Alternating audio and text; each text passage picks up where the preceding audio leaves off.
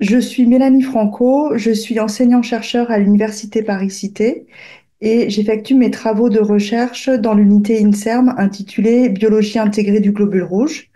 Je m'intéresse au sang, aux cellules sanguines et à différents marqueurs sanguins qui sont parfois dérégulés dans certaines pathologies.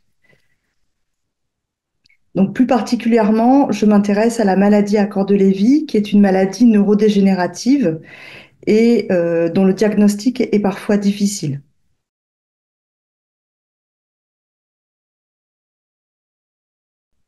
Ce que l'on sait sur la maladie à corps de Lévy, c'est que un grand nombre de patients atteints de cette pathologie présentent également des mutations sur le gène GBA1, ce qui laisse penser que les mutations sur ce gène pourraient impacter directement la physiopathologie de la maladie. Ce qui est intéressant, c'est que dans notre laboratoire, depuis plusieurs années, nous nous intéressons à une autre pathologie qui est caractérisée par des mutations sur le gène GBA1. Il s'agit de la maladie de Gaucher. Donc, dans la maladie de Gaucher, ce qui est connu, c'est qu'il y a une dérégulation des cellules sanguines, notamment une dérégulation des macrophages et une libération d'un certain nombre de marqueurs plasmatiques dus à l'activité anormale des macrophages, dus aussi à l'activité anormale des globules rouges et dus à une surcharge lipidique. Donc, ce que nous pensons, c'est que dans la maladie à corps de Lévy, il pourrait également y avoir des dérégulations au niveau des cellules sanguines et au niveau de certains marqueurs sanguins. En effet, on a un certain nombre d'indices qui vont dans ce sens. Notamment, il a été observé chez les patients atteints de maladie à corps de Lévy que ces patients présentaient une dérégulation de leurs macrophages qui avaient un profil inflammatoire particulier. Et il a été observé également une dérégulation de l'alpha-synucléine que l'on retrouve dérégulée dans le plasma des prélèvements sanguins des patients. Ce qui est intéressant au sujet de l'alpha-synucléine, c'est que c'est une protéine qui est connue pour être très fortement dérégulée dans la maladie à corps de Lévy. Et en plus, c'est une protéine que l'on observe très fortement exprimée dans les globules rouges de tout individu. Donc, notre hypothèse, c'est que dans la maladie à corps de Lévy, il y aurait une dérégulation des cellules sanguines qui pourrait être intéressante à étudier.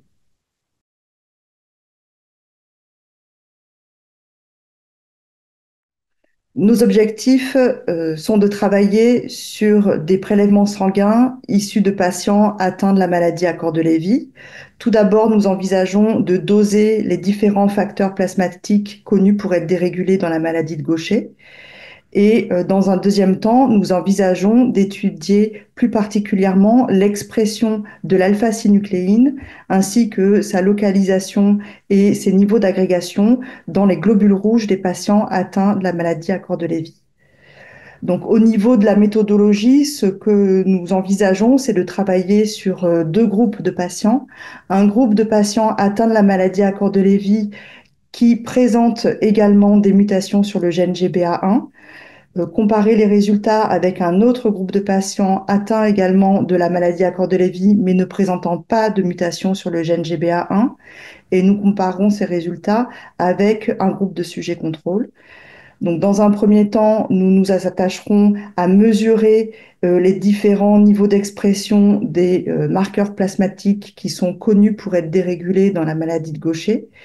Nous ferons des corrélations entre ces niveaux plasmatiques de ces marqueurs avec les niveaux observés dans le liquide cérébrospinal des mêmes patients. Et enfin, nous étudierons plus précisément l'expression de l'alpha-synucléine, sa localisation membranaire et son éventuelle agrégation dans les globules rouges de patients atteints de la maladie à corps de Lévy. Ainsi, nous espérons mieux comprendre l'impact des mutations sur le gène GBA1, sur la dérégulation des différents marqueurs et sanguins et sur la physiopathologie de la maladie à corps de Lévy.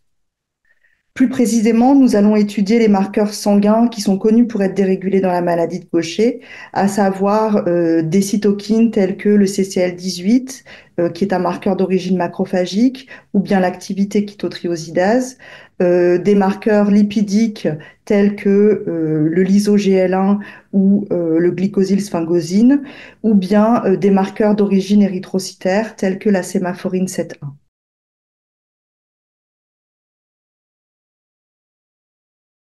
Donc, les résultats auxquels nous nous attendons, c'est éventuellement de pouvoir identifier de nouveaux marqueurs sanguins qui pourraient servir à plus long terme en tant que marqueurs de suivi de l'évolution de la maladie chez les patients. Et ces marqueurs sanguins pourraient également nous éclairer et nous aider à comprendre un peu mieux les mécanismes physiopathologiques de la maladie à corps de Lévy. Par ailleurs, si ces marqueurs sanguins dérégulés sont intéressants, ils peuvent aider au diagnostic de la maladie et ils peuvent aussi aider à comprendre et à avoir des meilleures cibles thérapeutiques pour trouver de nouveaux traitements.